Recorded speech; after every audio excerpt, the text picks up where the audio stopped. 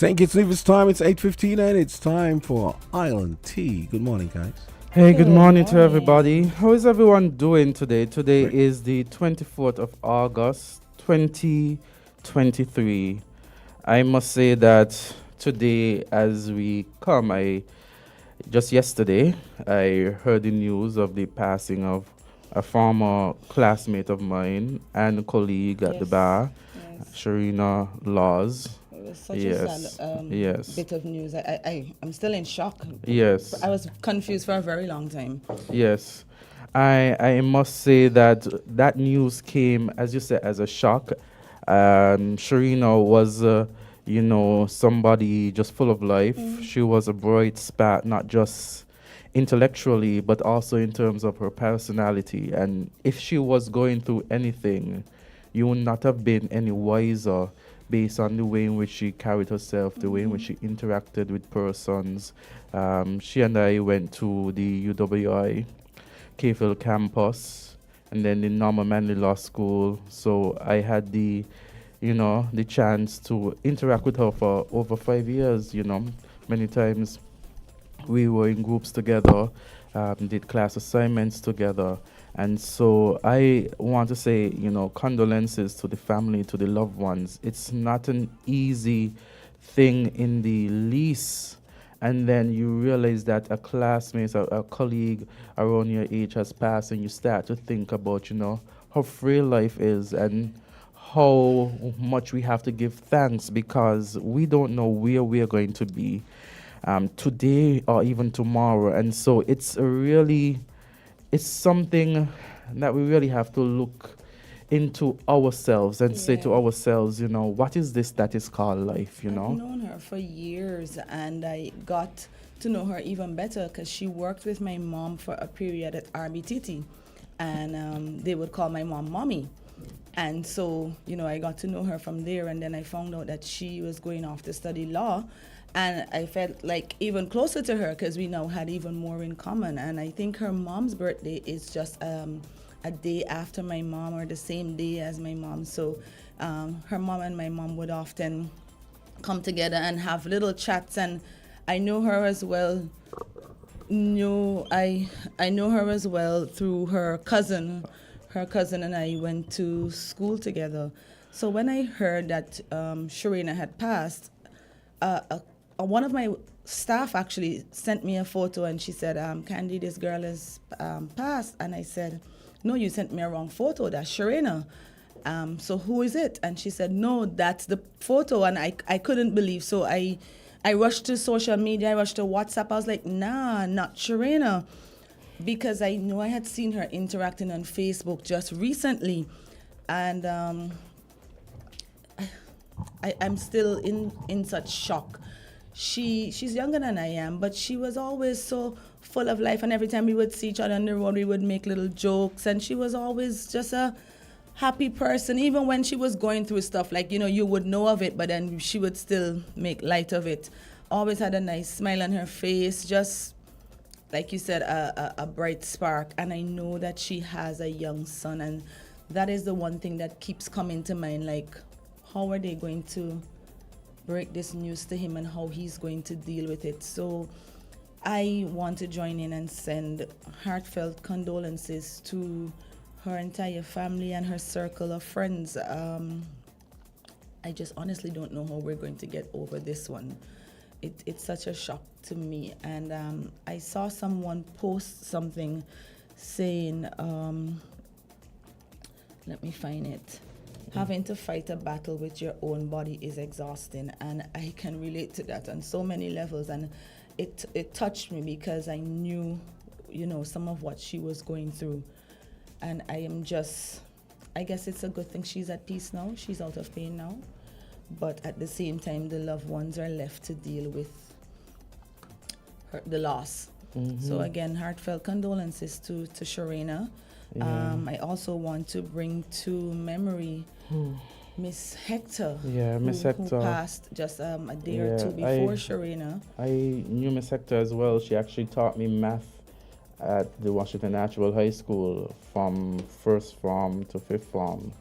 And she was, again, a very sweet soul, very easygoing, firm but easygoing, you know. Yes, Yeah. yes. I don't know her personally. I know her sister. Mm-hmm. Her sister and I work together. So when, but my sister, two of my sisters, she taught two of my sisters math. Yeah. And so I know her through that, you know, because they would always come home and say, Miss Hector said this, and Miss Hector said to do it this way, and Miss Hector, and whatever.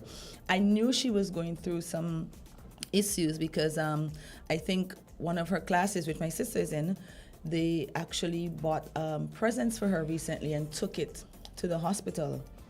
And then we kind of all thought she was coming around, you know, she was going to be coming out soon, doing better. And then we got the sad news that, unfortunately, and strange enough, today is the day when CXC results come out. Oh, yes. And I said, oh my goodness, she's not even here to see her students, you know, all her hard work paying off. So, again, condolences to the family and friends of Miss Hector. The passing of Mr. Rudolph Morton, Yes. I would have known and interacted with him as well. And, you know, this month has, you know, it's been hard. Yeah, it swept a Been a lot of rough month. persons that persons, you know, knew and interacted with. Yes. And I know him from going into his supermarket Yes. as a child. I taught one of his sons briefly when I taught at convent. And I know his daughters. And I know him. He's like, sometimes he would pop in the supermarket back in the day and he would be there. His wife would be there. And then I used to see him interacting on Facebook as well. yeah, So I was shocked when I heard Mr. Morton had passed. yeah, it's really sad. And I want to just share a little, you know, poem. It says, life, a fleeting whisper in the vast cosmic choir. Cherish each soft echo before it expires. Embrace the dance of days in their swift, silent flight. Each moment's a melody in the symphony of life. Very nice. Yeah. Very nice. Thank you for that, Azard. That's so nice. It's really, you know, as you talk about it, you know, we often say, what is life? I know. It's so fragile. It's a fleeting moment. Every time somebody that I know passes, or somebody that, like, I might not know the person personally, but just knowing of them, it brings me back to how fragile life really is. And it's short, and, you know, we still go around with all these grudges and whatever, not even knowing if we're going to wake up to see tomorrow. Yeah, and, you know, each tick of the clock is a gift, you know, and it's for us to embrace it and to cherish life's beauty. It's to cherish what we have, you know, every second. And, you know, the good thing about it is that though time is fleeting and persons, you know, come into our lives and they leave, it's the memories that we have. At least we have the memories, at least. All we have left. And at least we could cherish those memories because that's, as you said, that's Take all we have comfort left. in it. Yeah. So, condolences to everyone that Yeah. has experienced a loss, that is still suffering. Yeah, because these are persons that we are aware of, but there would have been persons who suffer loss of loved ones in this month as well, and who are, you know, going through grief. And we are asking and we're praying, you know, that you find comfort in the loss of your loved one, that, you know, whatever you use for that source of comfort, whether it be God, whether it be the universe, whatever, that you are somewhat, you know, closer to be comforted, if that is indeed possible, you know. So Agreed. it's just with that as well. It's really sad. That was a very nice poem, Azard. Thank you. I know yesterday we had the press conference of the People's Labour Party. And on this show, we have been speaking about numerous issues. And we know that the Prime Minister and his government has spoken about the sustainability of the PAC program. we know that there have been criticisms, there have been pros and cons, and so I think at one point in time we had, well, there was an interview here with the PS clerk and also the minister, Philip, and they went through the PAP program, the applications and stuff like that. And coming out from that discussion too was a matter of sustainability. And so that question was posed yesterday at the press conference of the People's Labour Party. And Dr. Harris, parliamentary representative for constituency number 7, Honorable Dr. Timothy Harris, and former Prime Minister gave a response to that. So just to pull it back, I'm going to ask if Jamsa could play the questions that were posed so we could actually have a discussion and see what callers are saying in relation to that. Okay. That it was not sustainable. So I would like for you to shed some light on that. Another question. Attorney Garth Wilkins recently made a case for the increase in salaries of ministers. What's your view on that? And was there any specific reason why there was no specific increase given to the minister's salary under your team unity administration? I have some more questions, but I'll come back later. Okay, thank you very much for those questions from Sugar City FM. Do you want me to repeat those, Dr. Harris? No, I got okay. Pages. Okay. Probably take a few. Okay. All right.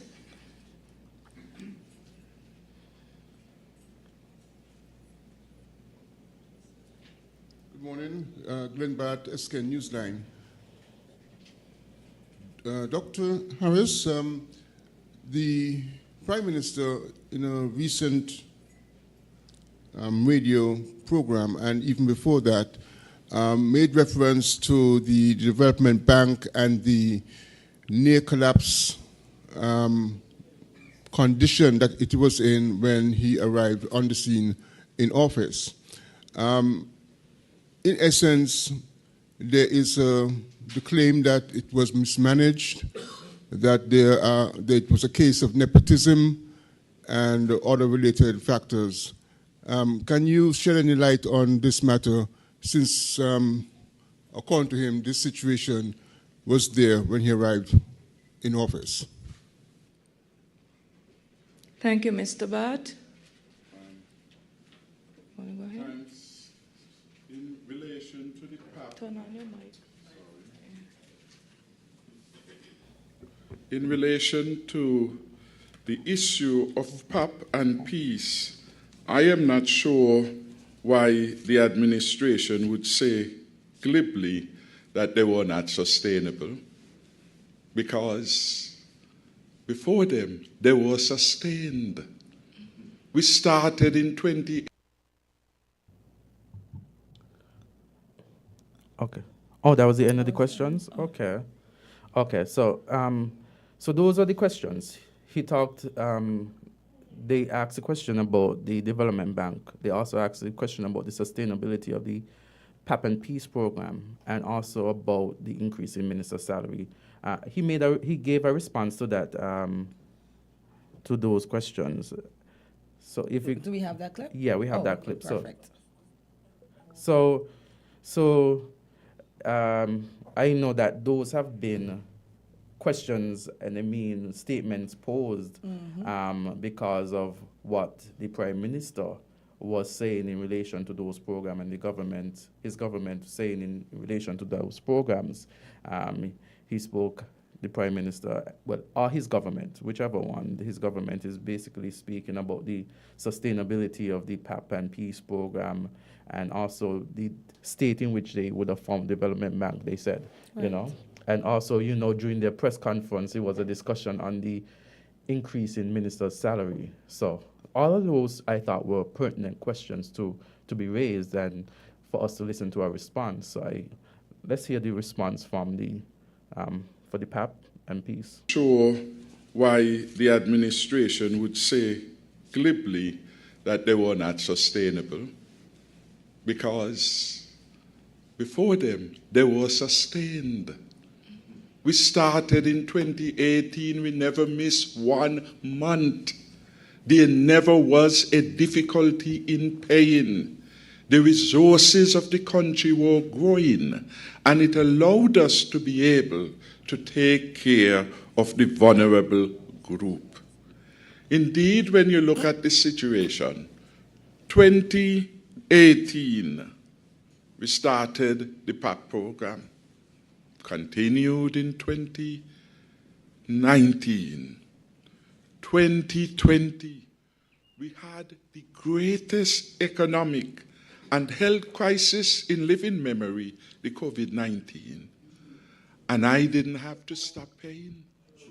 And we went through 2 years of COVID-19, spending over $200 million to give people their $1,000 a month, give families with disabled children some $600 a month, give the drivers, and we have one here, of public transport $400 to assist them to meet the costs.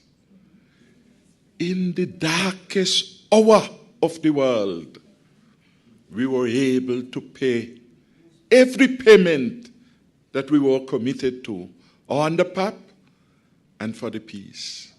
And importantly, I never borrowed 1 cent, not 1 cent, to make this payment, because we had, as a result of the legacy of prudent fiscal management, had a substantial buffer. Indeed, when you read the IMF report, it said St. Kitts and Nevis entered the pandemic with the strongest fiscal buffer in Latin America and the Caribbean. So we were able to sustain that in the worst of times. How come suddenly it can't be sustained? How come it can't be sustained when in 2022, according to the budget, we were going to get a bonanza, if you will, in CBI collections into the country? $678 million from that one particular program. And in 1 year, and the government comes to say that they can sustain a PAP program. Multiply what PAP was.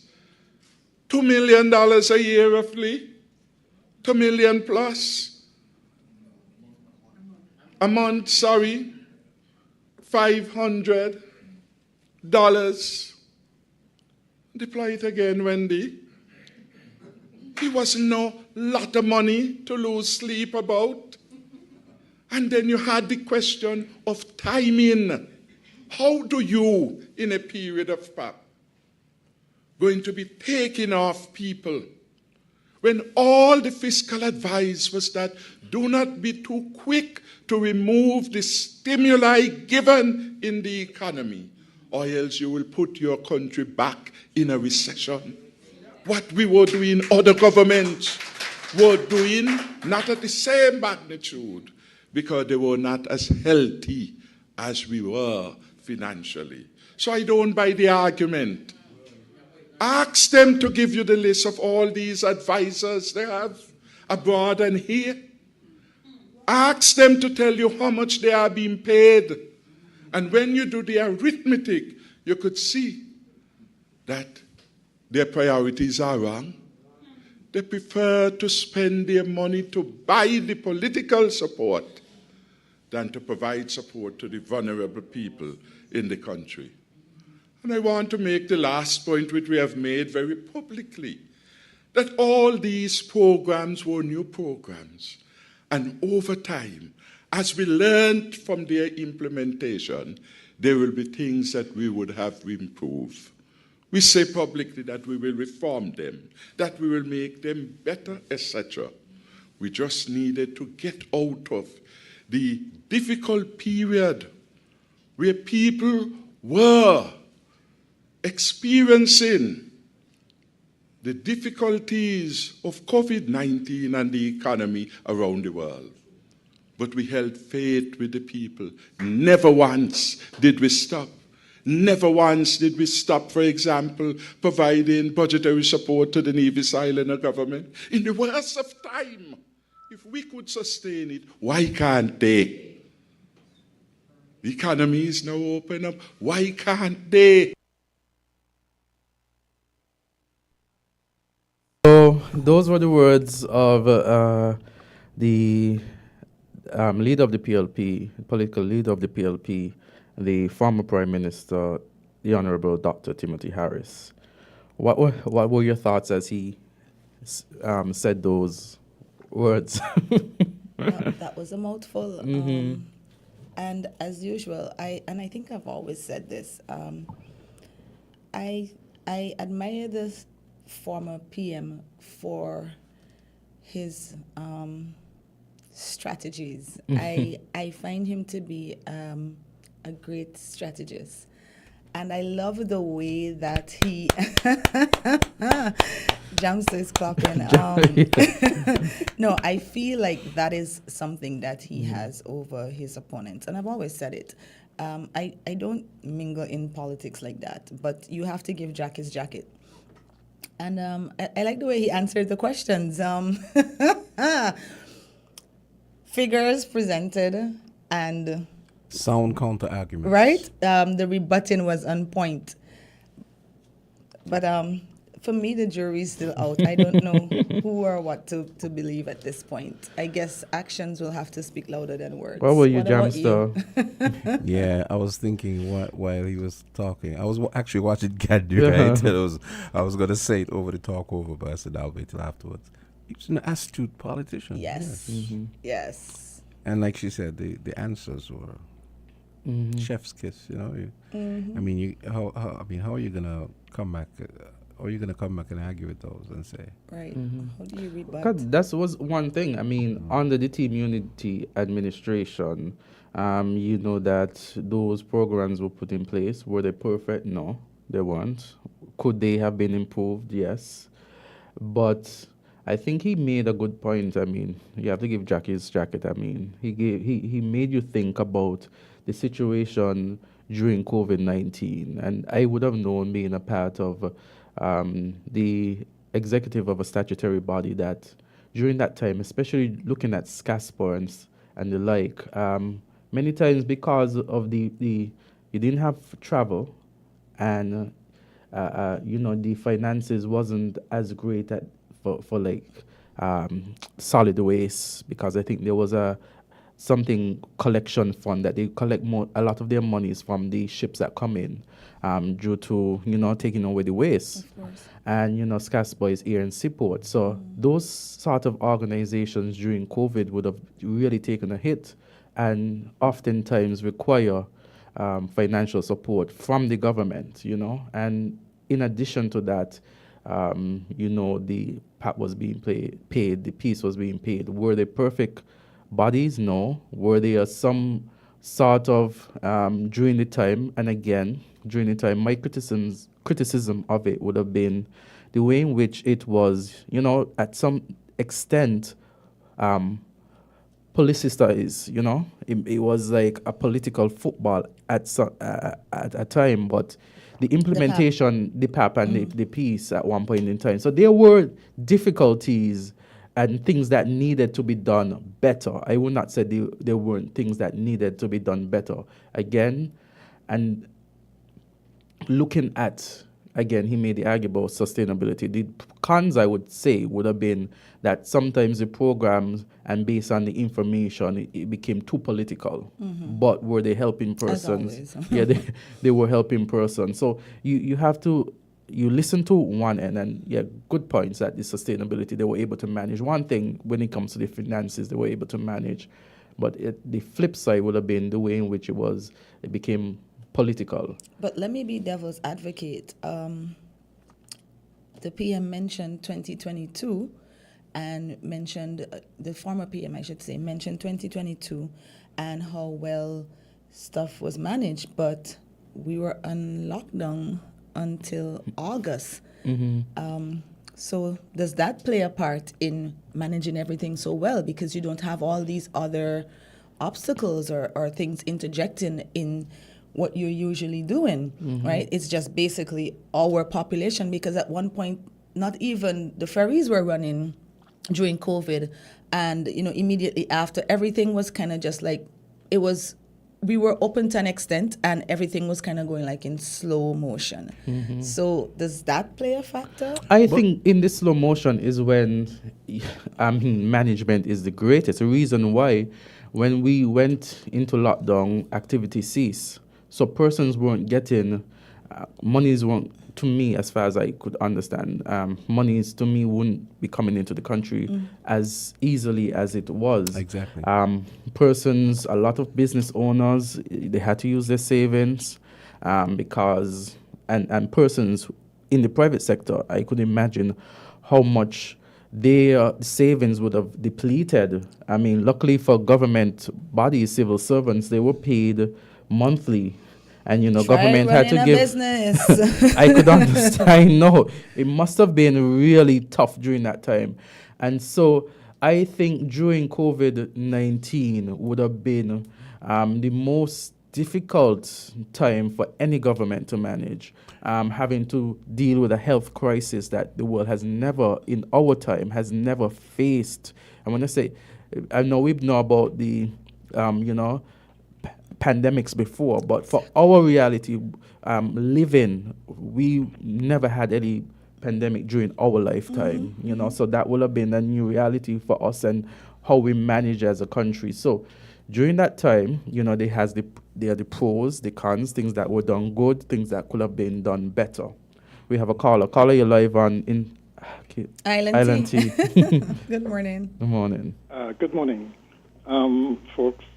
First and foremost, right, we must remember that a lot of these social programs, practically all of them, are actually supposed to be safety nets.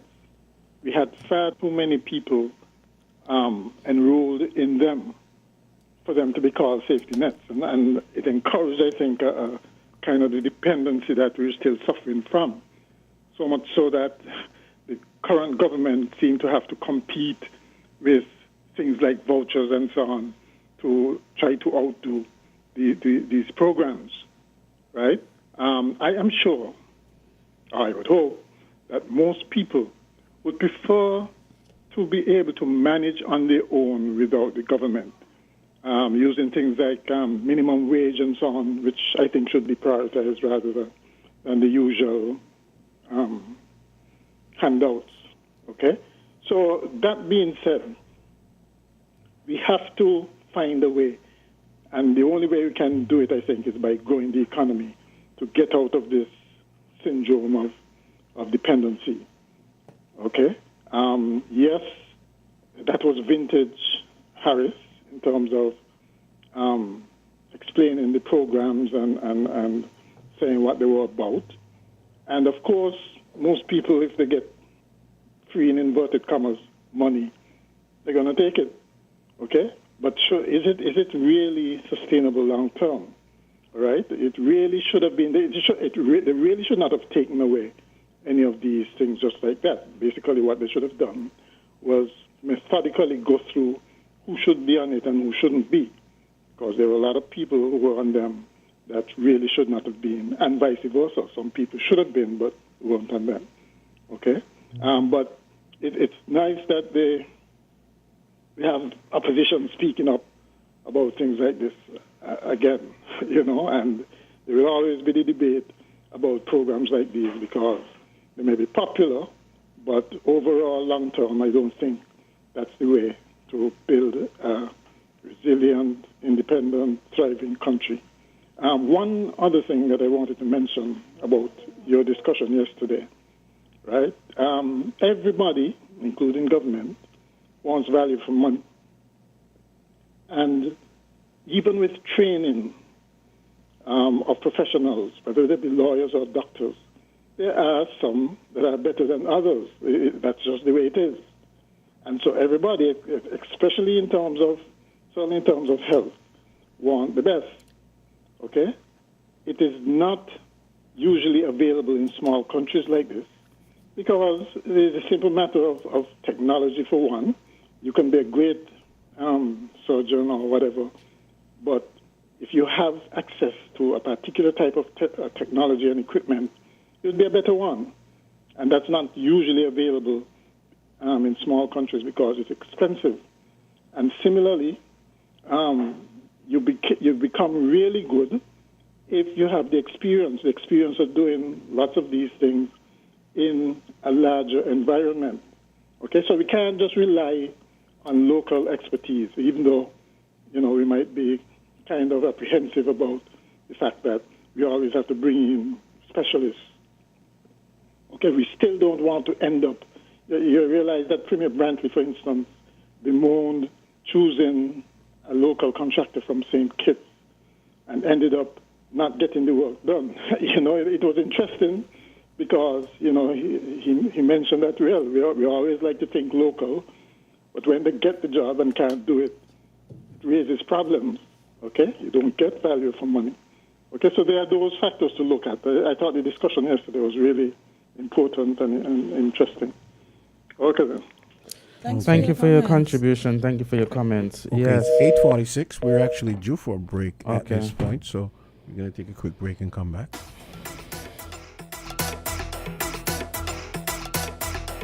We're different. We're 98.9. 98.9. Win FM.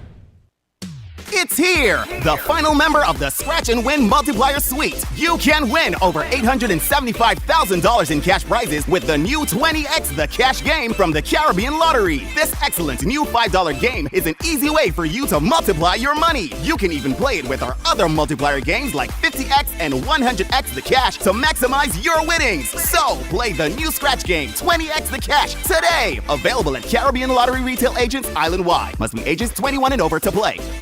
Watch the trail of the insect stop when you spread a web up. Flying, crawling, insects are falling when you spread a web up. Nothing comes close to Bob.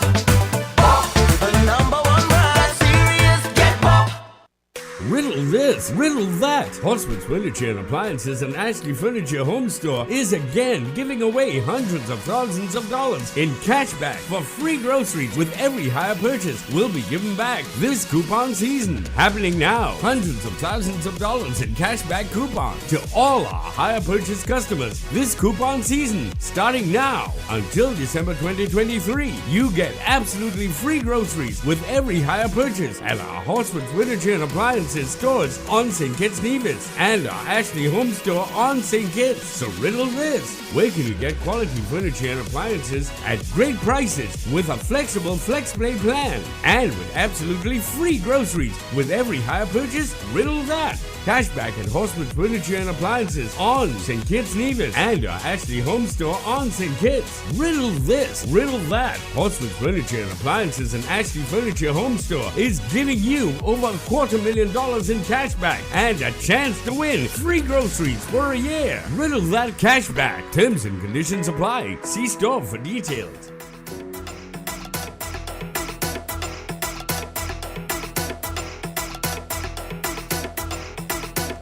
And we are back. It's 8:49, and we do have a call coming in. Caller, go right ahead. Hello, good morning. Good morning. Hey, good morning. Good morning. Yes. And how are you today? Doing okay, thanks. How are you? Why are you giving God thanks when I listen to all of God, these young people and so? I said, boy, we have to take life seriously. Indeed. More times say, well, young I could when I get old. There's no knowing at what age you will go. So the Bible says, prepare to meet your God. Now, remember the Creator in your days of your youth. And take good care of yourself. And families, sometimes too, I hate to say it, but sometimes families know what you're going through.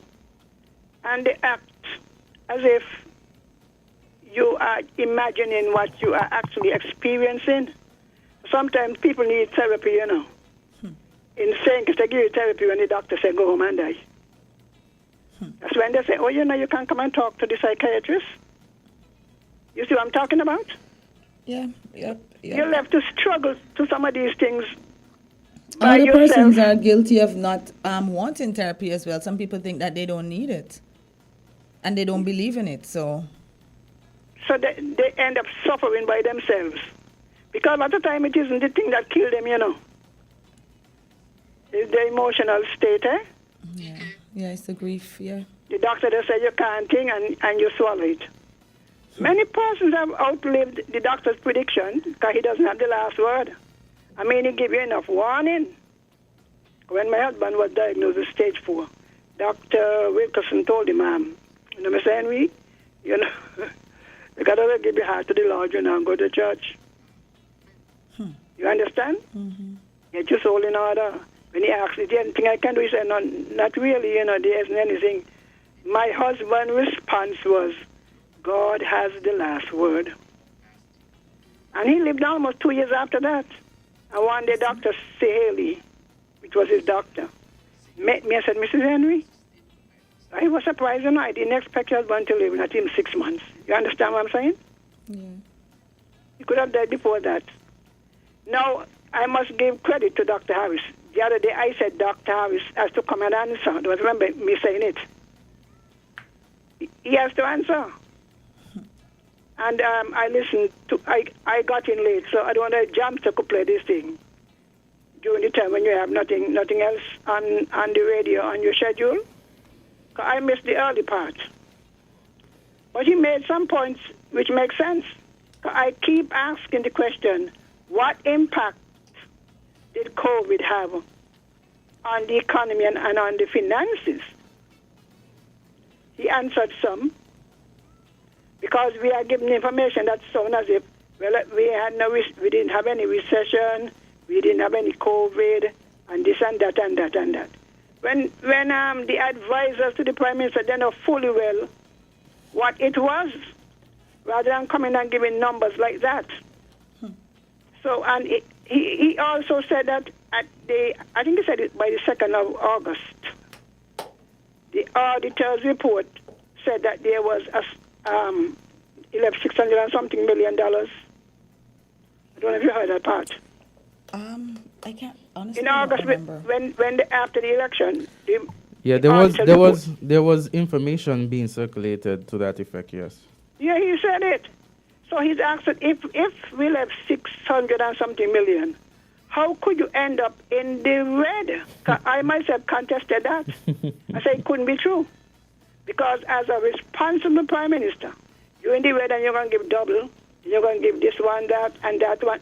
And those were, For the same reason why I said the jury's still out for me, because that's the thing that's this thing too, Miss Henry, because you said the country is in red. And you're making all the generous things. Yeah. And then in the same light, you went on a program, the narrative, and they're asking you about why you think Candisie is able to pay double salaries when other countries coming out of COVID can't pay. I can't remember the lady's name right now, but it's from the narrative. Who's the person that went on the narrative? Who are we referring to? The Prime Minister. The current Prime Minister? Yes, the current Prime Minister. And he said that, we will have saved and stuff like that. And so... Yes, from the time he said, anybody said no. Mm-hmm. It couldn't be. And you see, this is the problem, that there are people... I believe he's a good person. I believe his advisors, because one of them said, just give them something. You can't just come give something. They are sensible people in the economy. Mm-hmm. And when you do that, because even look the PAM, now you're going to give vouchers. That confirms that many people who should have been on the PAP were put off. Yeah, it would mean... And then to make it worse, he didn't say, going to give one voucher, each child going to get one. Eh? So you multiply the number of students. That's what I'm saying. The 250 voucher we're referring to now? Yes. $250 vouchers, right, yeah. the $250. But you see, that's the next thing. He could have given the people the 500. Because you know, a lot of persons are suffering some of them right have now. 6. Mm-hmm. That's when true. you do the math, yes. It's bad advice. Look, better talk to these advisors, Election over a long time, you understand me? Because to me, the government giving uniforms. They mind government giving uniforms, Yeah. They but have Ms. self-book. Henry, there are a lot of factories that closed during COVID that did not That is reopen, it. I right? keep telling them the so same a lot thing, of for heaven's persons are sake. still unemployed. So is it that he's given it away because of a political reason, or that persons out there genuinely need the help.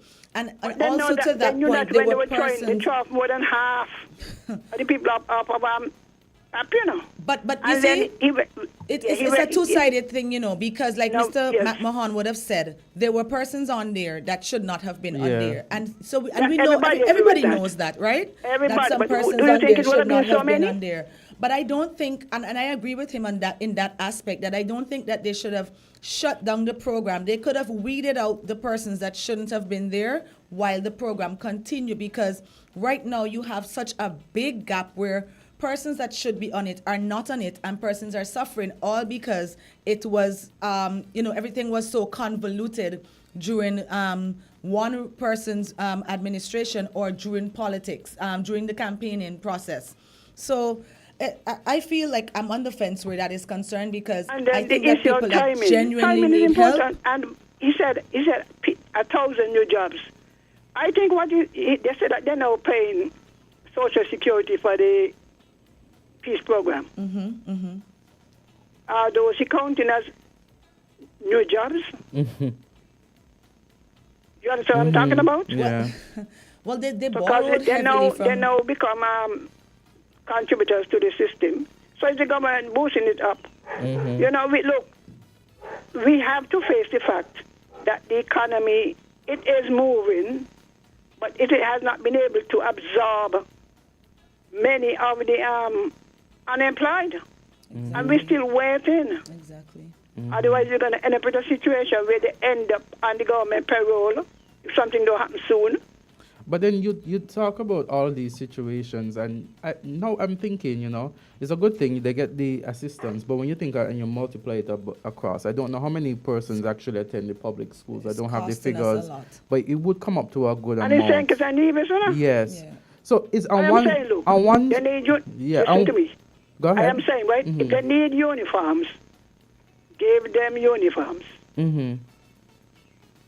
And this shoe stores, them, they said they don't have no VAT, reduced VAT on the shoes, even the most popular one. So find out what they need. They said they have people going out. What exactly your children need? But then that's just it. It comes back to the same thing. Because persons who are genuinely supposed to get it, or who are genuinely in need, may not get it, because again, politics comes into play, and that is exactly what happened with PAP, with Peace, with all the other social assistance programs. It was convoluted, and it will I feel like it will continue to be that way, because persons use it for political reasons. And people who can well afford, they can game the system. Apply for the uniforms, but if they didn't apply, they didn't want it. But on the flip side, I mean, again, when it comes to government and the politics, I could appreciate the fact that, you know, persons are going to receive it across the board from the public schools, because I know when it comes to, like, if it should be a needs base. Yes. But it should. But my fear is that if it becomes a needs base, is it going to be done on its merit, or going towards persons who they feel support their party? That is always when it comes to these sort of because things. Even sometimes, sorry to cut you, but even sometimes the people who collecting the data, they're screening at that point, you know. Exactly. Yes. You see government offices or even institutions holding events, and you only seen certain persons invited, and persons who they know support them wholeheartedly. So you wonder,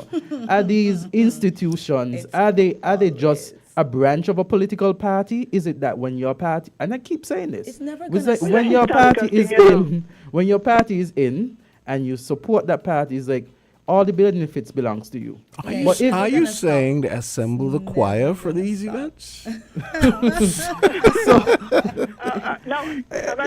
a sad state of affairs. The one with the well digging. Oh gosh. Dr. Drew heard when he said that they did not do anything. The well in Shadwell, which Tweed just talked about, was dug in 2017. Nevis and all complained that they paid Bede, and Bede has the money, hasn't done anything. and that the money was actually, a deposit was made by the former government on the KR well. But I think Dr. Drew came back and said, I think he adjusted his comment. I think he said that the former administration did start the work, but for whatever reason, there was a halt, and then it wasn't pursued, and I guess the company just kept the money but didn't do the work. And so when they came in... The same thing in Nevis too. When they came in now, they had to, I guess, restart the whole negotiation and get them back on track. And so they're now, continuing the work that they were hired to do. I think he said something to that extent, like I am paraphrasing here. The Minister of Infrastructure said 7 years and they did nothing. They did nothing for water. That is not, look, you see the politics are going to kill us in this country. Let me tell you.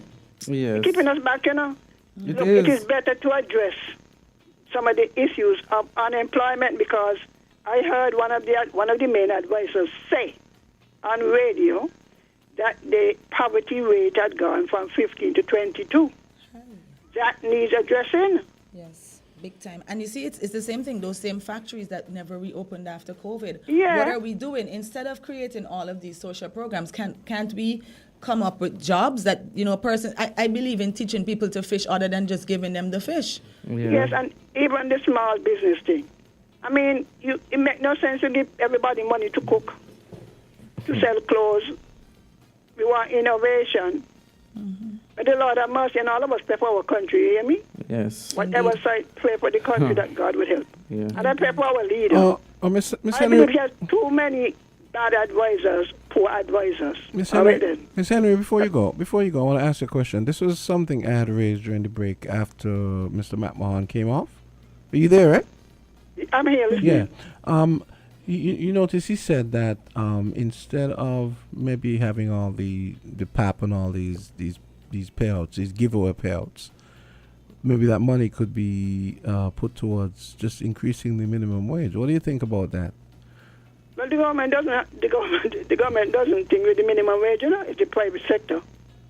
No, but I mean setting a baseline, setting a basement for the minimum wage rate, and. So I guess but whatever they said, remember, well, the government have a lot of minimum wage people working for them, huh? You'll be surprised. A lot of people in the government service working for them. But what it is, you are dealing with a private sector on whom the economy depends a lot. So it doesn't make any sense that you give it. You remember in the States it happened? Trump gave businesses money to keep on people. Mm-hmm. And they kept the money themselves. So if you're going to say, well, we're going to give you this so you could pay, then the government is paying the minimum wage. The minimum wage is dependent a lot on the activity in the economy. Right. And whether we want to believe it or not, the economy is in a state where right now it cannot increase the minimum wage. It does so at the cost of the labor force. Mm-hmm. I mean, we might have, timing is everything, It is. But let's take a pin there, because I want us to talk about the response that Dr. Timothy Harris, the Honorable Dr. Timothy Harris, gave after the break. We're going to take a break and then listen to the response to the increase in MP salaries.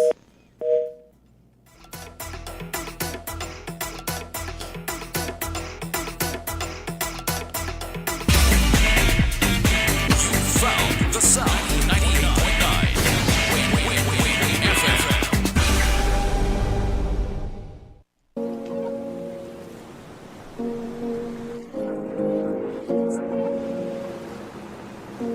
Enjoy your summer with the Bank of Nevis Limited. It's that time, and the bank has the perfect summer loan package for you. Take a vacation, enjoy a staycation, advance yourself academically, or prepare your children for back to school. It's your choice with up to $30,000 unsecured loan with an attractive low interest rate. Additionally, up to 5 years to repay. The Bank of Nevis Limited, improving the quality of life. Like us on Facebook. Follow us on Instagram. Offer ends September 30th, 2023. Bond strong.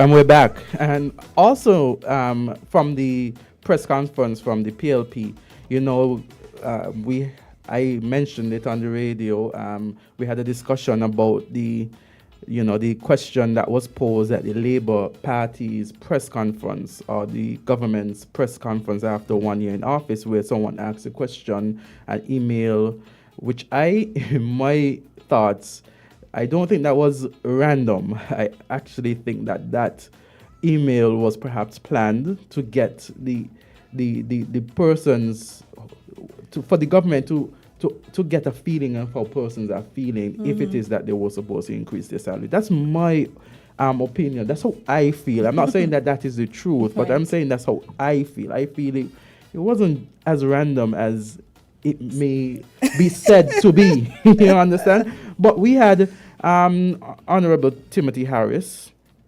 address that question because it was posed by someone from the media. So let's hear his response. Awesome.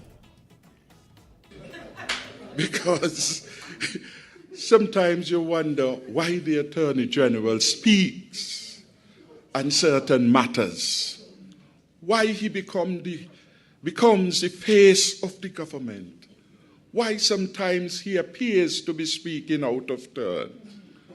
Well, I work all of my adult life, most of it, 30 years, with the government. And I was satisfied with what they paid me. Could have been better. And I will not argue against people being appropriately paid. But the government ministers are the servants of the people. Servants of the people. And before they look after themselves, they must look after you. You didn't ask them.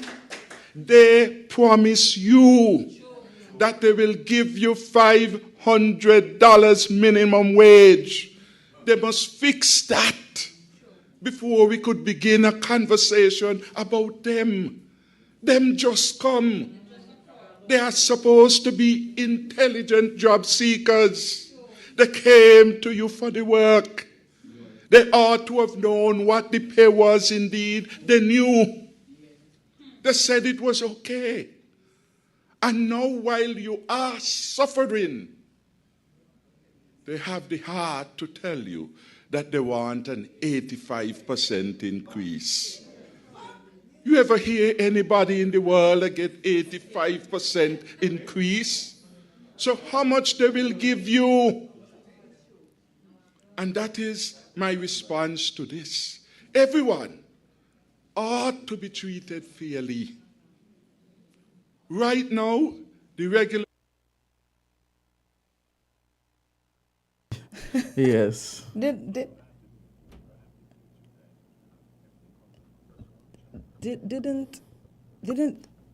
the AG and I think, no, actually, yes, both the AG and the Deputy Prime Minister said that this bill for this 85% increase was tabled before by the old administration and they're now just discussing it now that it has come up again?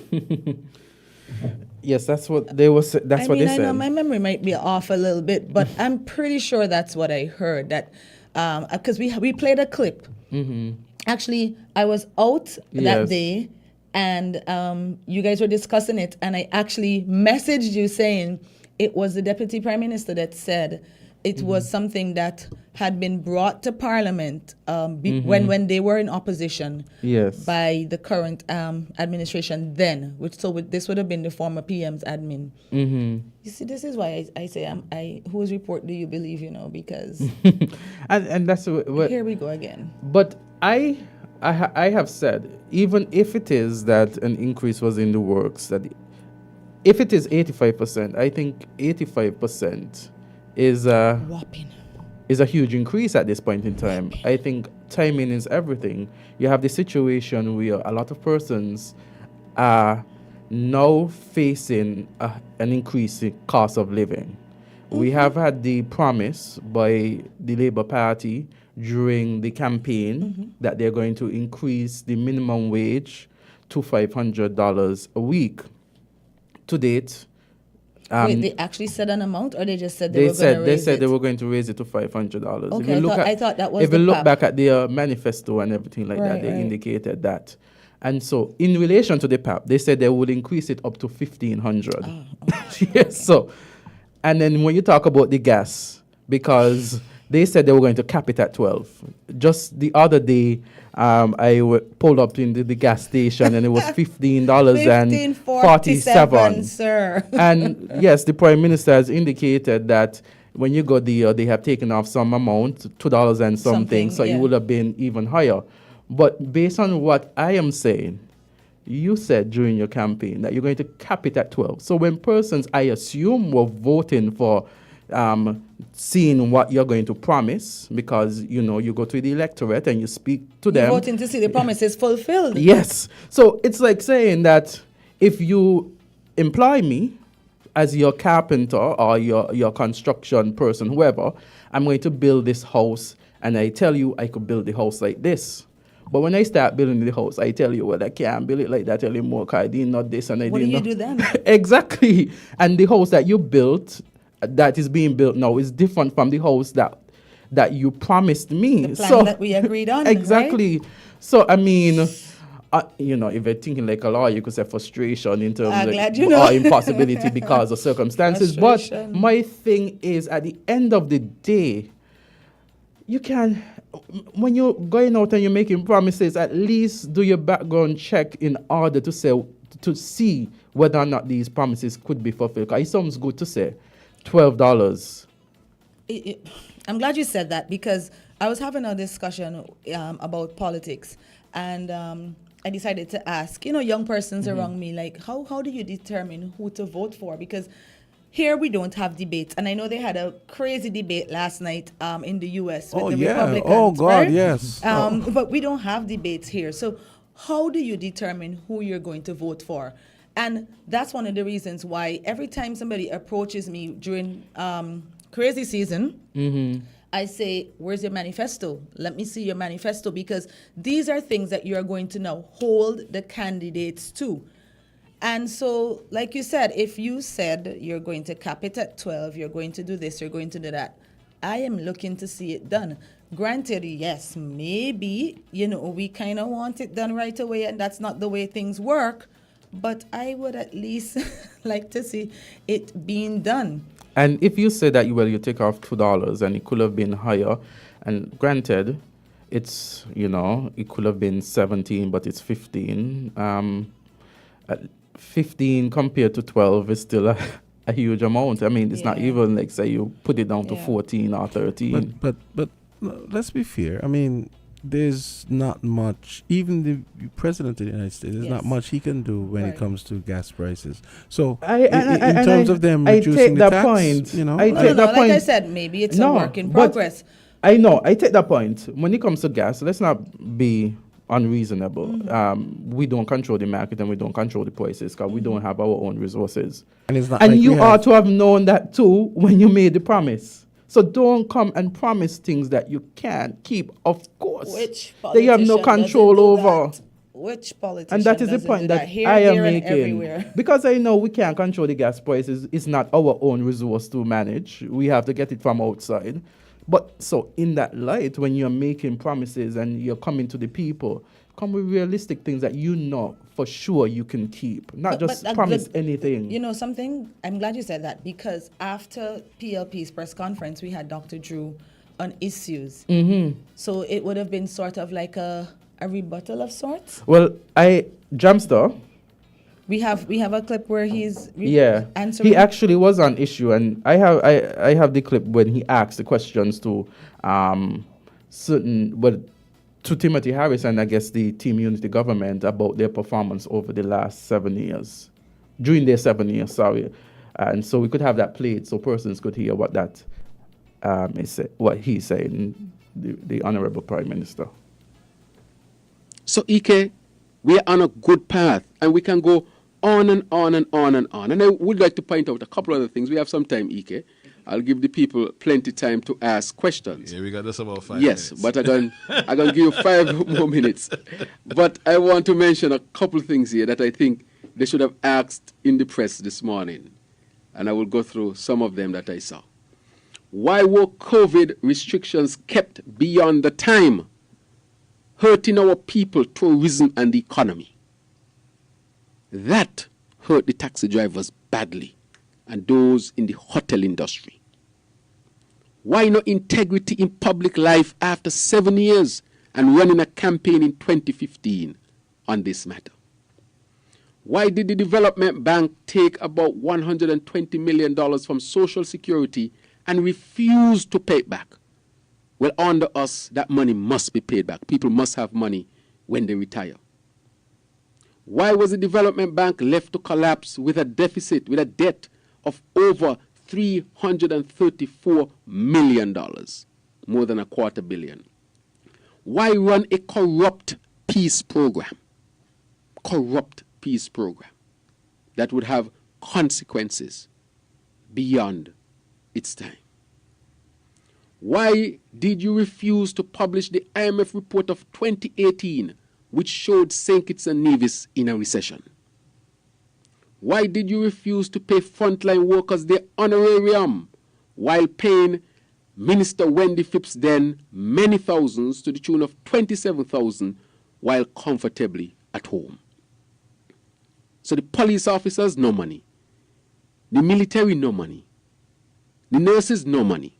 But a handful got their money. I'm not saying that those who work did not deserve their money. I'm just saying that others deserve it. And we paid hundreds more to the tune of over $5 million. Why run the country on a deficit and lie to the people about a surplus? Deficits can happen. Be honest. Why did you mismanage the CBI program, putting our passport and country's reputation at risk? Why did your administration allow illegal marriages, destroying the sanctity of the institution and corrupting our citizenship program? Why no Bastia High School after 7 years? Why no Climate Smart Hospital after 7 years? Why no water in Cayon after 7 years? Why no increase in minimum wage after a decade? Why did so many people leave your party? Why was there no money left to pay PAP, but left us in deficit, failing bank, and refusal to pay Social Security? Why did you allow 70% of the economy to depend on CBI when you could have done better? 70%. So if you were to lose the CBI, the whole country would collapse. We will go into what you call, EK, a depression because of the irresponsibility of that approach. What we have done, we have reduced the reliance by 20% so that St. Kitts and Nevis can create a sustainable island state and create a diversified economy. Why did student loan interest rates remain so high? Why did you practice nepotism? Why no road to St. Peter's? Are we the worst in St. Peter's? Are we not part of a network of roads? Being this largest area out of Bastia, don't we deserve roads in St. Peter's? EK, and it's obvious that I can go on and on, that all the things that was the line of questions. That's a lot of wise. You know what would be funny? What's that? If Timo came and took that point by point and just destroyed every argument, that would be funny. I mean, some of them he would be hard pressed to destroy. Yes. But some of them I'm kind of Well, like, attempt to destroy at any do point. you really want to touch this? Mm-hmm. Yeah. I mean, of course, I think what has been a thorn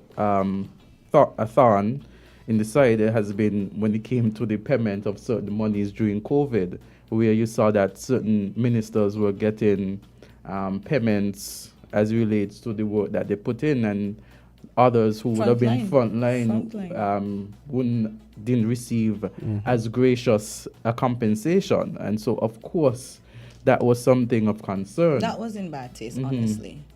Yes. So, we have a call. Yes. You guys want to? Sure. Island T, you're on. Hi, good morning. Hi, good morning.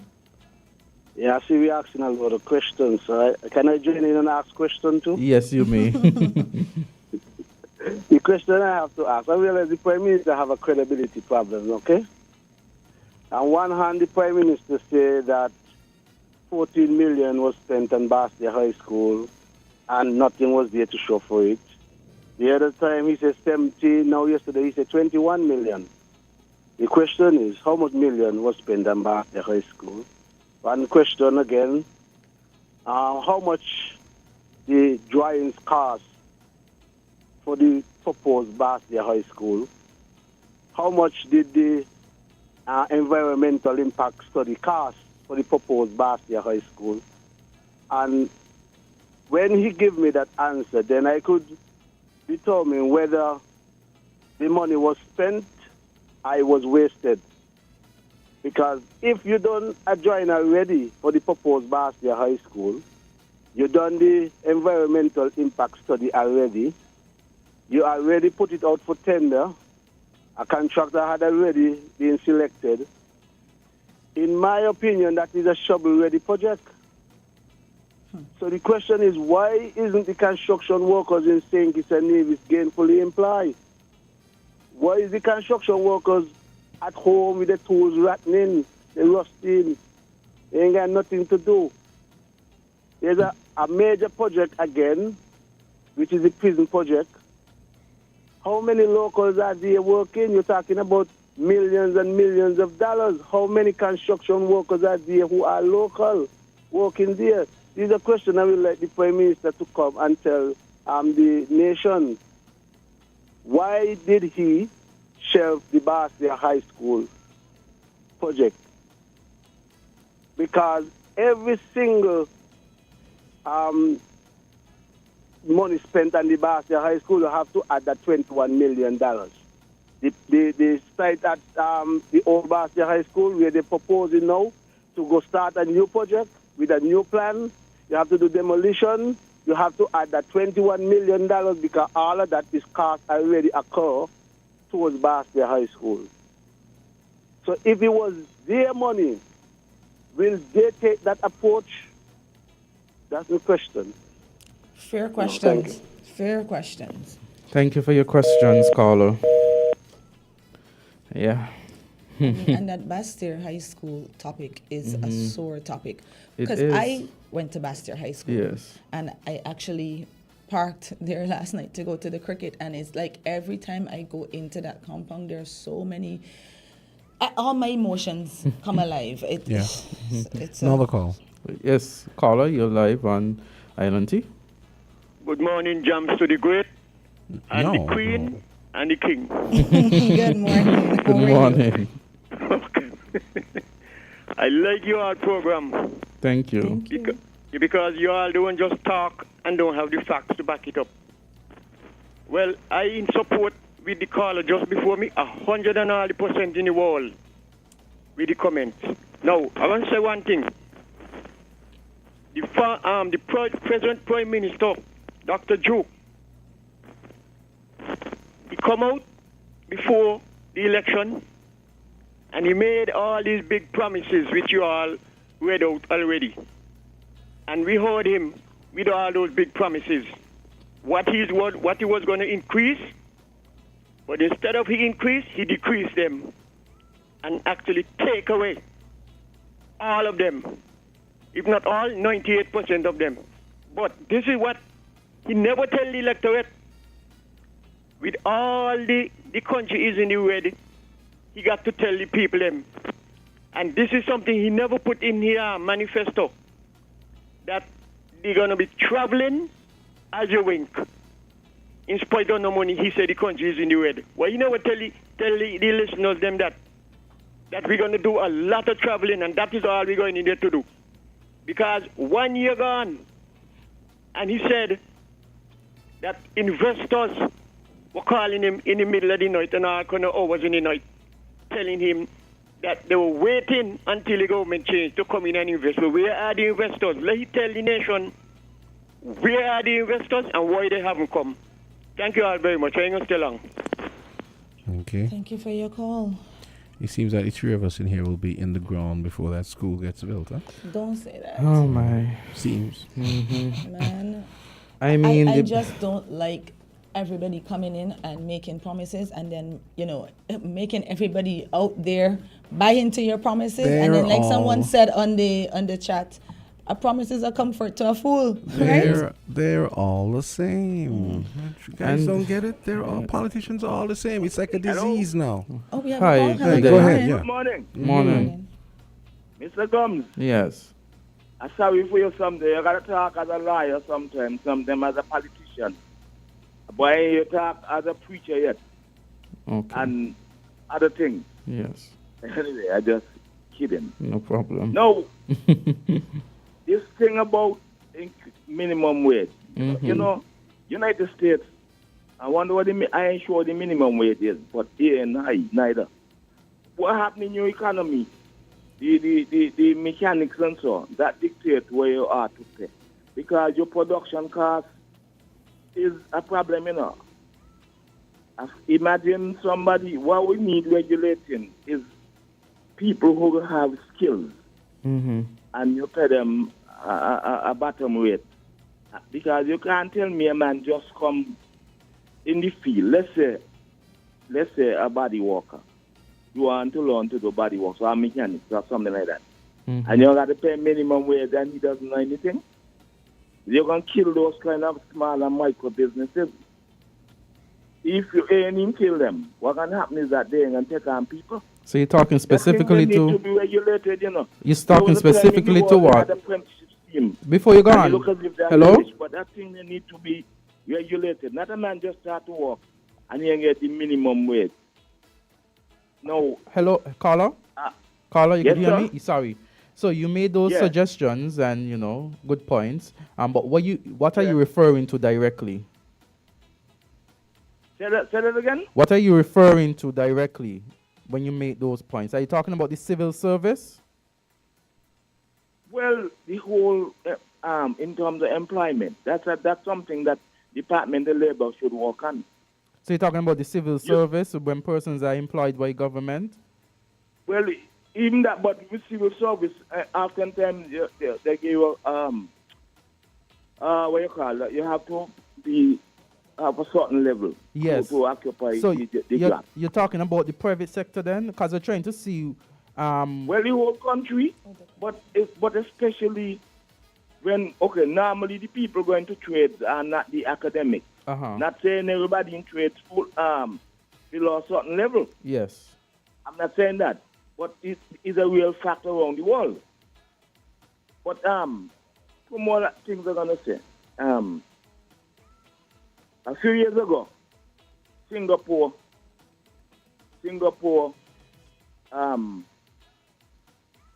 the prime minister was the highest legally paid prime minister or leader in the world, even more than that of the United States president.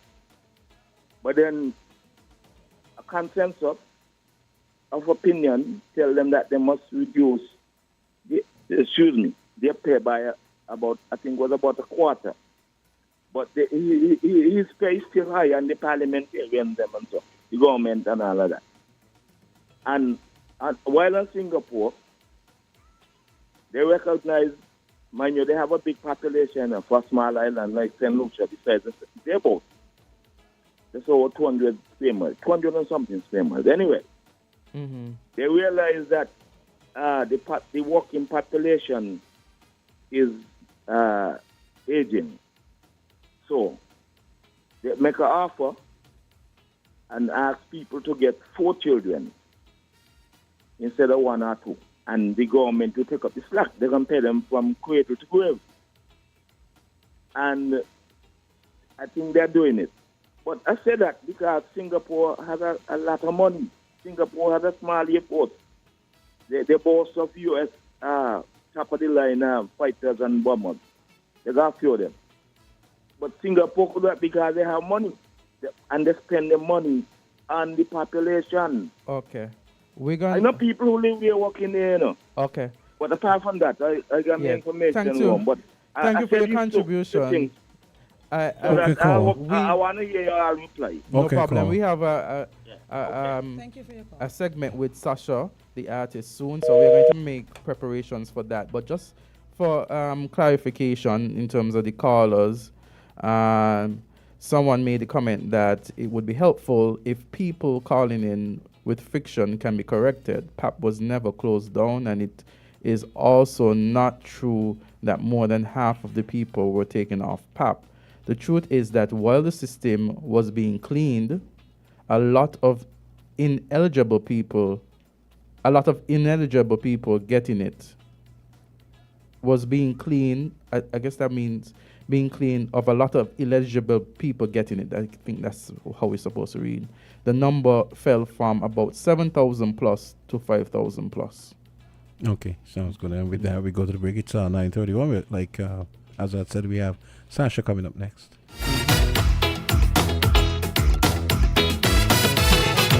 WINN is 98.9. 98.9 is Win FM.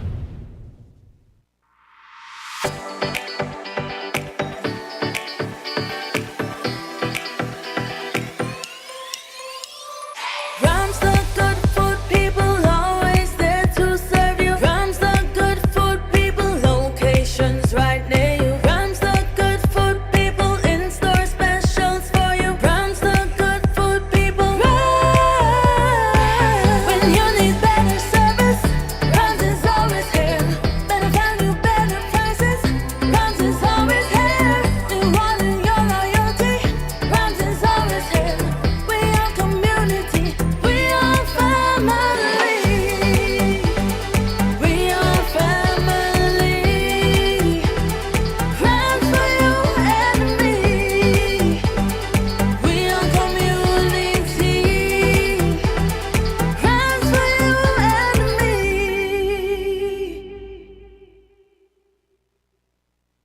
Buster, roll it up, meet the thirst quencher in my cup.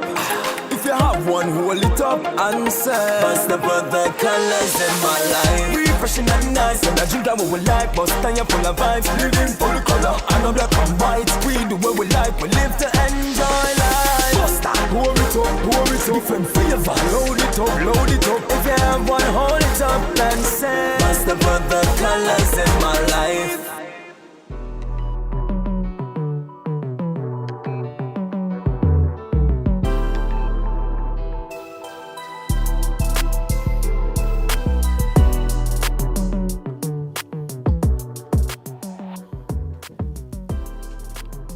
And we're back. We're back and indeed. We have a guest in studio with us, the one, the only, Yes. Sasha the artist. I just love to say that because it's like, you know, like flips here, Sasha the artist. It's giving Sasha fears. It is. It really is. So, welcome to Island Tea, and tell us to what do we owe this pleasure? Good morning, everybody. Welcome to Island Tea. Thanks for tuning in. My name is Sasha, known as Sasha the Artist. I'm the owner of Sasha the Artist Studio. We offer paint and sip events, after-school art classes, and do-it-yourself products and other art supplies. So I suck at art, right? So the do-it-yourself products automatically jumped out at me. Definitely. So Yes. So tell us what's that about? You want to focus more on the DIY products? It's in the name. It's do-it-yourself. So I have created a package, the paint and sip experience for the regular person, the amateur artist, the stickman artist, to do their own creation in the comfort of their home or maybe on Figure lawn, like anywhere they want to have like a picnic. I have packages geared towards you to do your own thing.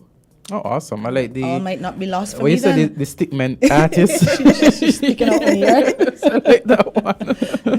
Nice. And so I know that you recently launched a new arm of your business. Oh, and I'm you've been definitely looking. intrigued. Yes. She's been I've looking. been sticking and staying. So I know persons too. are looking on Sasha. Mm-hmm. Tell us about What that. you're talking about is our splatter booth.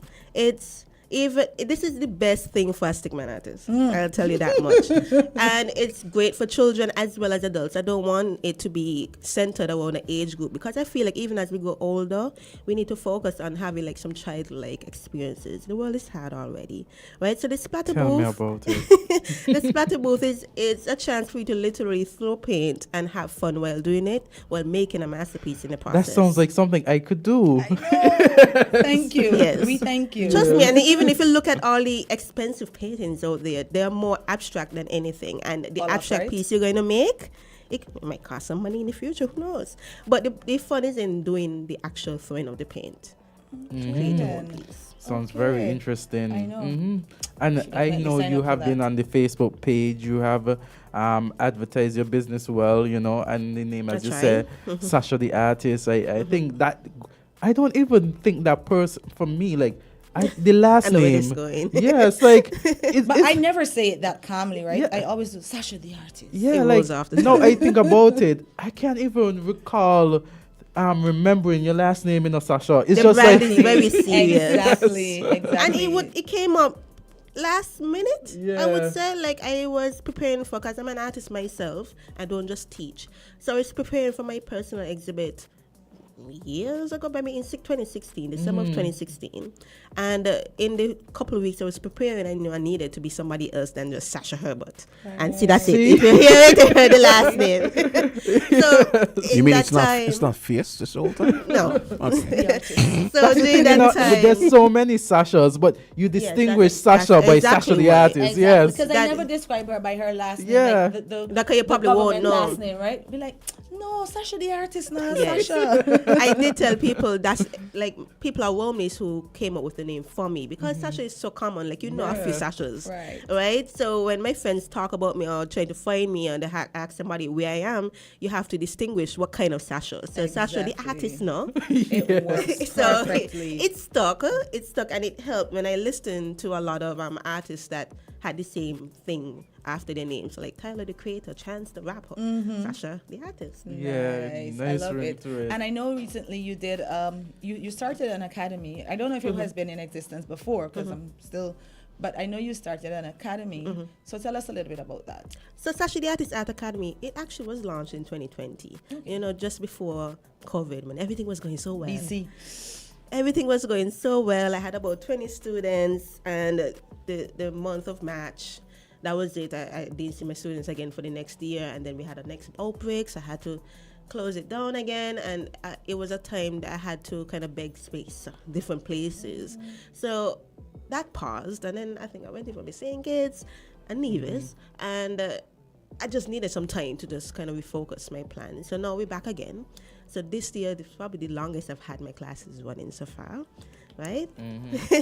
So Sasha the Artist Art Academy is a art program that exposes different age groups to various technical art skills. So we have different programs for different age groups. And I'll tell you right now, so you have the Creativity Through Play. It's an art program that unlocks your child's creative potential in a fun, fresh, and exciting way through arts and craft activities. You know, those arts and crafts you have in school or when you're younger or playing with your mom and dad. That's the kind of activities that you can expect with your 5 to about 6 years old in that program. We have the Creative Explorers. That's the art program that focuses on the children with an established interest in art so that we can refine their skills in painting, drawing, and sculpting, right? And then we have the Creativepreneurs. That's a program for the teens as we develop them into young artists. So we focus on concept ideation, production in their interested in medium, and artist statement writing and exhibition prep. So as you can see, from each level of life or different ages, we have a program for you. I love it. I love Yes. it. I like the middle one where you said persons who have definitely decided that, okay, I like art and I kind of want to explore it. Yes, yes. Because that's when I feel like that is the critical stage where you're still kind of on the fence type of, I like it, but am I good at it? Can I make a career out of it? Do I want to do this? I want to go play basketball instead, you know? I think when it comes to the Creative Explorers, that's the age range you're talking about. Even though it's 8 to 12, I don't really have like 11-year-olds or 12-year-olds as yet in that age group. I find that when they reach that age, they're probably ready to kind of be their own artist.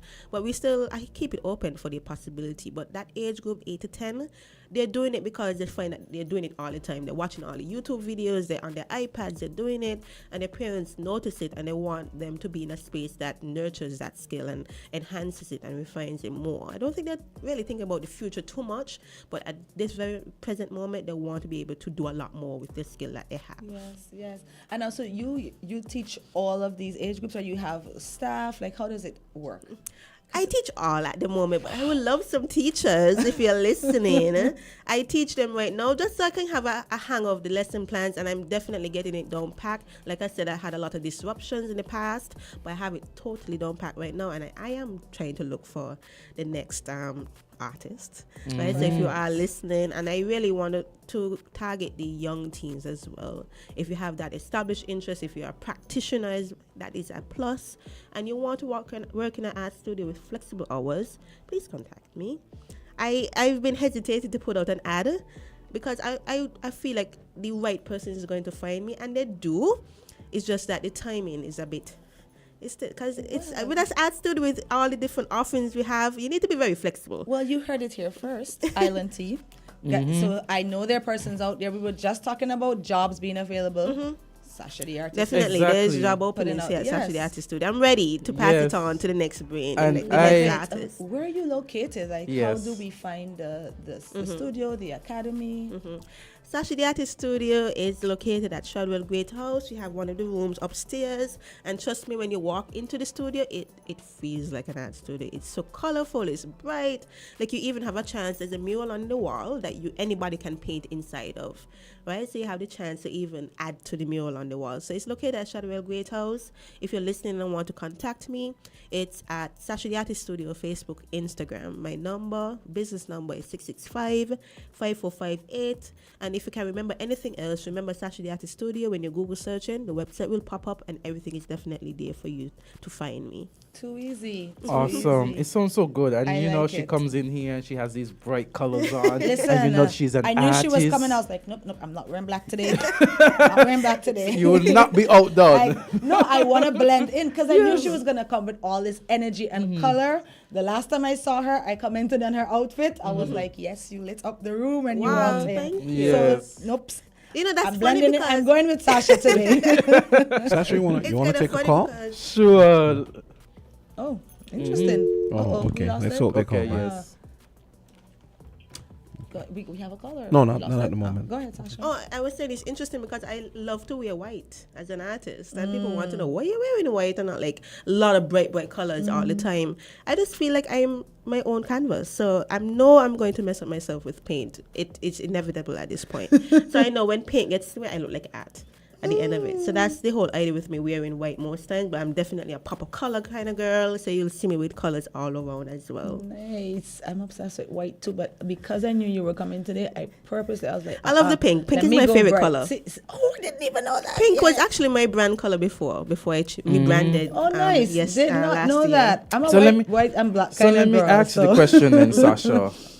Someone is interested in painting and they don't know what to do. They want to approach you. They want to, have this sort of session, wherever it is. What do they do? Well, I will ask some more. Is this person an adult? Adult, yes. Is this person, they're trying to do art in a more recreational way, fun, or more academic? Recreational. So that's our Paint and Sip with Sasha the Artist brand. That's the first brand under the umbrella. We were launched in 2017, February 28th. Right? I know that date out of my head. And it is an experience of painting, cocktails, and socializing. So just grab some friends, grab the Island Tea crew, and book your Paint and Sip with Sasha the Artist. Don't come with anything but yourself. If you have a bag with all your belongings, that's fine. We have a bag cupboard for you. But come, I'll offer the wine if you want wine, or we have apple cider, Jamster's eyes are glowing, anything like that. And I'll just guide you through the session. Like, leave it up to me.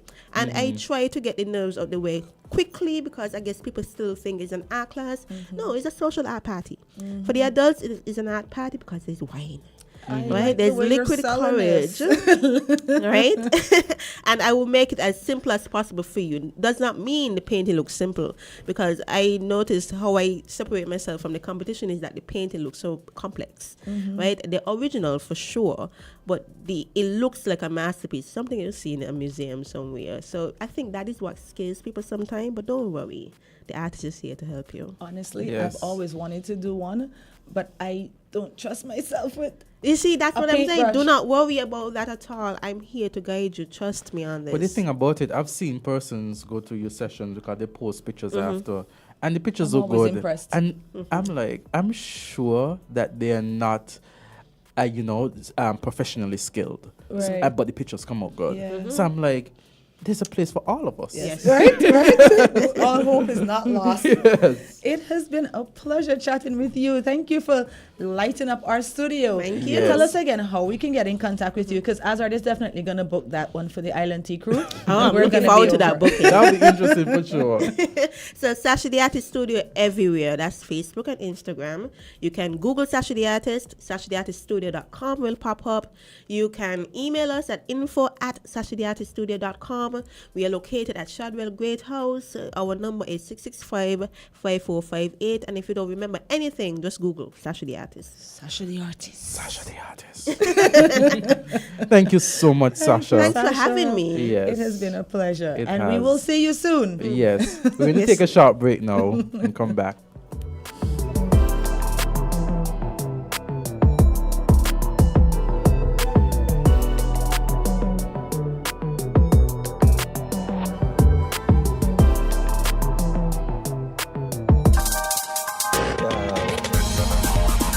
We're different. We're 98.9. 98.9. Win FM. Fruta. Fruta full of vitamin thing. Real fruit juice, not full of vitamin. Pop open the goodness, just dive in. Fruta every night, fruta every morning. It's the amazing taste and quality in fruit juice you've come to know and love. Anytime, anywhere, any occasion. Fruta is your tastier, better, healthier choice. We got the vibes, fruta. Real, real nice, fruta. And for the families, remember to pick up the 1 liter.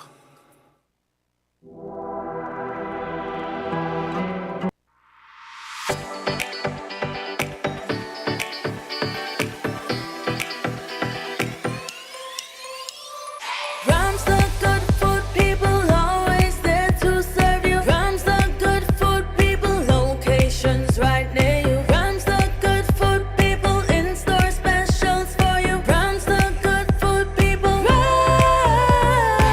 When you need better service, Rams is always here.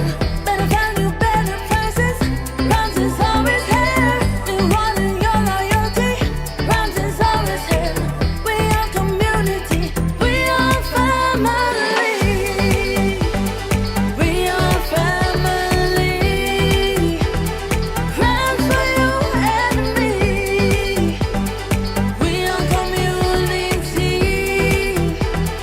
Rams for you and me. Hold on tight, everybody just moving together like a storm. United we could conquer it all. Divided then you know we go fall. Hold on tight, everybody just moving together like a storm. Yes. Divided then you know we go fall. United we could conquer it all.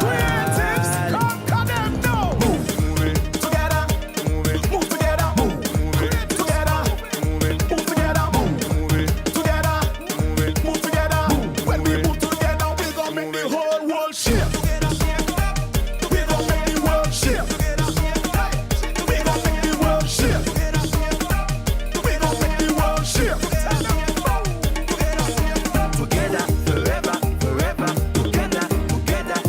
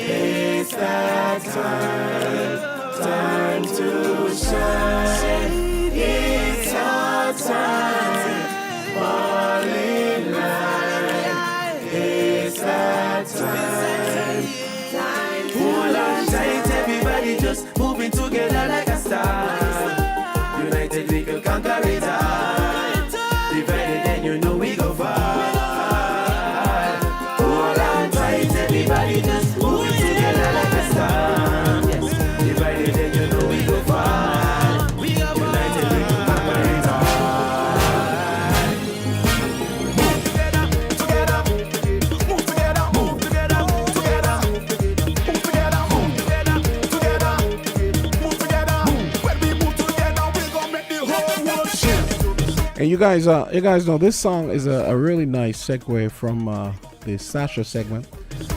This is, you could say this is the creative economy anthem of sorts. It's Ruckus H.E. and De Jour together. I think they do call it the anthem, you know. Yeah. Nice song. And I'm graced with the presence of Sasha. This is my Wasn't turn. that such a nice segment? This is my turn to have Sasha in the room with me. I definitely enjoyed that segment, and I feel like I now have the courage to go take one of those classes. Yes. Awesome. Yeah, we have had such a nice discussion this morning, and we had such a nice guest as well. I know that a lot of persons have been, we have looked at the press conference for the People's Labour Party. We have looked at Drew's, the Honourable Prime Minister, his response. Of sorts, yes. Yeah, with the questions. Because I'm not sure that he went on. and then he was going to go on. He went on more with other things, but for the interest of time, I figured that if he's asking questions, those questions as it relates to the construction of the Bastia High School over the last 7 years, the PAP program, everything like that. I mean, in St. Kitts and Nevis, I think we have the talent in the people to do what we can to promote the country. We have to. I don't know if we have a call. 2 calls. Mm-hmm. Yeah. Right, let's see what. Okay. Call. Go right ahead. Hello. Greetings, IT. Hey, greetings. good morning. Everyone good? We are great. So I know you're great. Definitely. Thanks for taking our call. Thanks for all the information flowed. Mm-hmm. We're in the month of August moves on. Maybe I want to say all the best to Shasha, Best wishes, daughter of Zion. Yeah. Word. Hey, I say we love the tune there, where you just play, Yeah, it's really nice, huh? Love Ruckus and De Jour. Yeah, and Yeah, they're really working. They're really using that road match chemistry again, I guess. Yeah. It's a nice song, and they're really putting in the work. Yeah, maybe the 24th, on the eve of Kim Collins' victory years ago.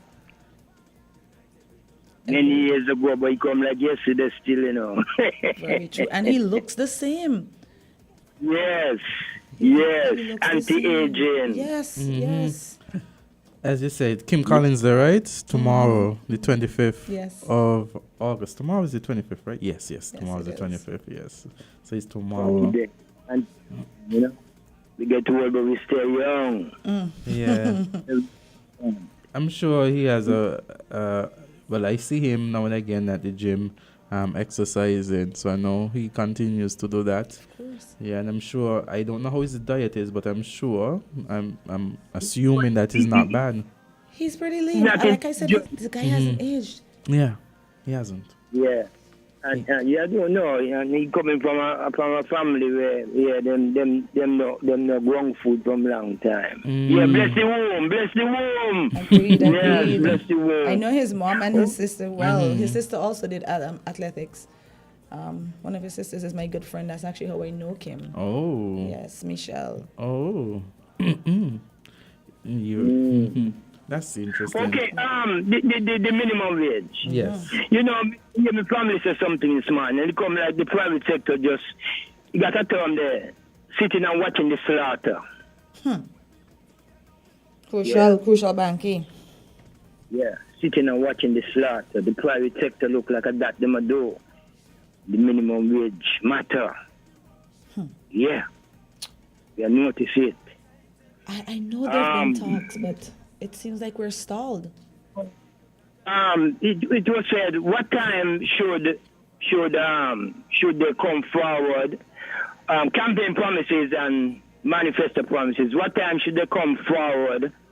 And when they're not when such promises not manifested, what time should they come forward? Well, I think when they give a time period like this current administration. They gave a time period of 6 months. I think after the 6 months, you come out and you talk and say that these things can't happen. I apologize for making those promises, but the situation is what it is, and it cannot be as promised. In which utopian society? I've never heard a politician say that. Never gonna happen. Well, we have to agitate for it to happen. Even now, Trump is still denying stuff that we know existed. That's never gonna happen. Utopian. Yep. Yep.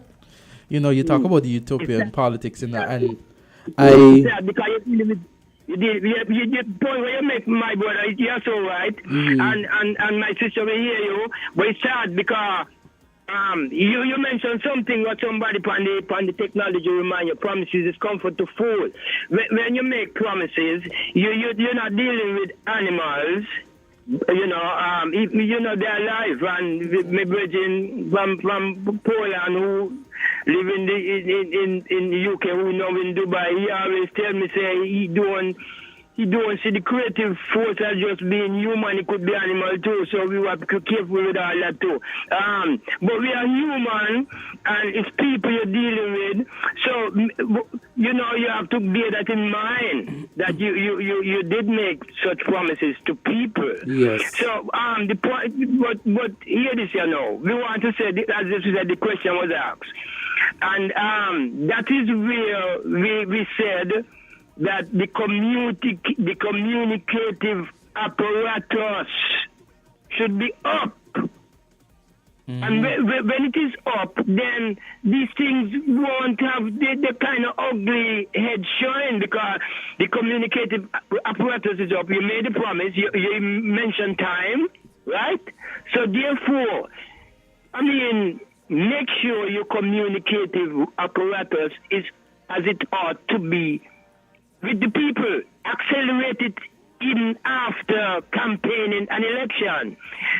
The failure is sad. Yes. The failure to do so is sad. I don't care which administration, Yes. And we want to, it's 10 o'clock now, so we want to say all the best. We want to see it by saying all the best to present administration going forward, because if the boat sink, all of we going to sink. So all the best going forward, and we want to wish opposition all the best too. Yes. Yeah. Yes. Okay. Blessed love, righty. Okay, guys. And Okay. again, information flowed. We didn't listen to the honorable former prime minister in its end. We was on the road. We was away from technology, so we didn't give. So give thanks to the little pieces that you shared. And the struggle continues. Bob Marley's son sings, say, it's time for the struggle to end. And, we will be in little small corners here in the 68, and my family, they said, don't say 32. Sorry. We're in the little corner here with the 68 and 36. Yeah? But we are part of the global thing, and we better know what we are doing, We better know what we are doing. Make sure that our moves be positive moves within the scheme of things as we journey, Blessed love. Okay, great. Blessed love. Okay, guys, it's 10 o'clock. That's gonna do it for Island Tea. No, well, I'm trying What out did you wanna myself because say? there's no. That's it. 10 o'clock. What did you want to say? Yeah, it would have been going into a whole thing because I was listening to a documentary about the president. Using the wrong mic. President Obama's. Because I turned Sasha's mic. Oh, I see. Go ahead. Okay, you could hear me now? Yeah. Yeah. Before we, on the point about the utopian politics, you remember during the campaign with President Obama in the 2008 when it was about change and everything and bringing people together. I was once looking at a documentary about his term in office, the 2 terms that he had, and he was given an analysis of what he would have gone through. And during the first term, the first campaign that he had, it was all about togetherness, all about us coming together as one, them coming together as one, united. And, it was said during that time it was one of his toughest periods in the first term because the the Republicans would have realized that if it is that many of his ideas were passed, then it would have been difficult for them to come back into power afterwards. So a lot of opposition for opposing sake. He tried to pass the healthcare, oppose it. You mean he tried the same to do thing that something, happens here? oppose it. so and then That's politics for you. In his second term, so he would always fight, and then he would try to do a balance. He would go to them and he would say, okay, then this is something that the Republicans would want. I know they will have their support on this because they would have said these are things that, and then when he comes, ignore it. Oppose it. And sometimes I feel like our opposition does that. Like I've always had that complaint. You just oppose for opposing's sake. Like it's gonna be something good for everybody, but because it's not on your schedule and not under your government, you have a whole hissy fit about it. So the second term when he was campaigning, the message was different. It was more about it was his party against the other party. So it was more about these are our policies, these are what we want to do, these are the things that we want to accomplish. Agreed. So it just shows, Agreed. I mean, I found that interesting because at the end of the day, we want a utopian environment, but or close to it or as we close can to get. it. But is it going to be realistic in the political environment? Not at all, because we're dealing with human beings. Exactly. And I'm imagining that Bugs Bunny meme where he says no and he rolls it off his tongue. No. So on that Okay, light, guys. we're going to end the conversation and end our program today. So Thank you so guys much for tuning in. For tuning in, and join us tomorrow, another time, God's willing. For Island Tea. Have a good day today, everyone. Moving together like a storm. United we could conquer it all. Divided then you know we go far. We're different. We're 98.9. 98.9. Win FM.